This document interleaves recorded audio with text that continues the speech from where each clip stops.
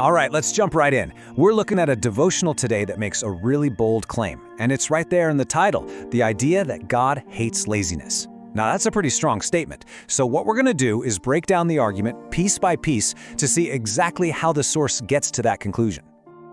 You know, this entire argument is really anchored by this one powerful verse from Ecclesiastes.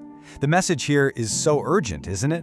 It's basically saying, whatever you're going to do it now, with everything you've got, because this life is your one and only shot.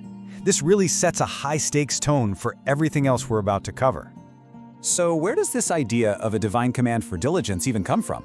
Well, the text argues that it all starts with the nature of God himself, and it does this by tackling a surprisingly common misunderstanding.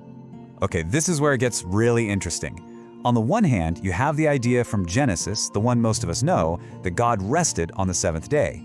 A lot of people take that to mean he's been resting ever since. But the devotional completely flips that on its head by pointing to this quote from Jesus, where he says his Father is always working, even now. That one line totally reframes how we're supposed to think about God's activity. And this really hammers the point home. The argument is that God isn't some retired creator who just sits back and watches. No, he's an ever-active, super diligent being.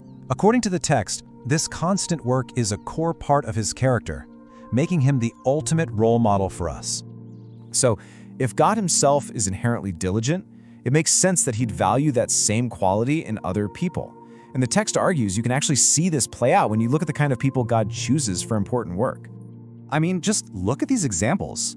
When Jesus called his first disciples, where did he find them? Peter, James, and John, they were in their boats, in the middle of a workday, actively fishing. Matthew was at his tax collector's booth, doing his job. The devotional points out a really clear pattern here. Not a single one of them was found just sitting around, doing nothing. They were all busy, engaged, and working hard when they got the call. And this right here is the crucial takeaway. The source draws a straight line from these stories to a much bigger principle. God chooses the diligent. The argument is that he entrusts his mission to people who've already shown that they can handle responsibility and get things done. Okay, so if diligence is so important, how do you spot its opposite? The text actually gives us a kind of diagnostic tool, laying out what it says are the clear, observable symptoms of laziness in a person's life. So it breaks it down into three really tangible signs. First, your environment.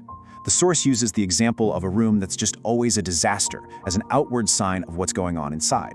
Second, a pattern of just not delivering, consistently missing deadlines or failing to meet your obligations. And third, and this might be the biggest one, is always having an excuse for why something didn't get done.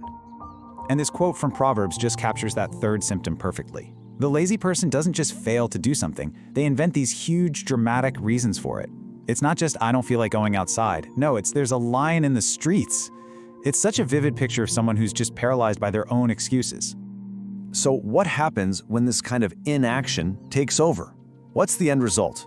The devotional uses another powerful metaphor from Proverbs to show the destructive outcome of a lazy life, the image of a neglected field. I mean, just listen to that description. It's a picture of total decay. The land isn't just sitting there empty. No, it's actively overgrown with thorns and weeds. Even the stone wall that's supposed to protect it is falling apart. This isn't just about a lack of progress. It's about things actually getting worse and sliding into chaos. And of course, the crucial point is that this isn't really about a field, is it? It's a metaphor for a person's life, their talents, their opportunities, their gifts.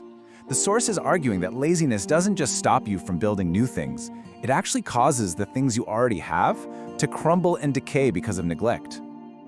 And all of this brings us to the final section, the ultimate takeaway. After defining what diligence looks like and diagnosing laziness, the devotional delivers its powerful call to action. And here it is, the bottom line of the whole argument. It comes down to stewardship. The source basically says that God, as a diligent worker who hates waste, isn't going to give more resources, more opportunities, more blessings to someone who has already proven they're just going to let them fall apart. So in this view, diligence becomes a prerequisite for getting more from God. So, the text doesn't just leave you with a warning. It turns the camera around and points it right back at you. It calls for an honest self-assessment based on all those signs we just talked about. It's a pretty challenging question to ask yourself. In my own life, my job, my home, my goals, what does being diligent actually look like for me? And that brings us to the final command from the source. It's not just a friendly suggestion, it's a watchword. You know, a core principle that's meant to guide your actions and your decisions every single day. A simple, powerful, and pretty challenging way to wrap up a very direct message.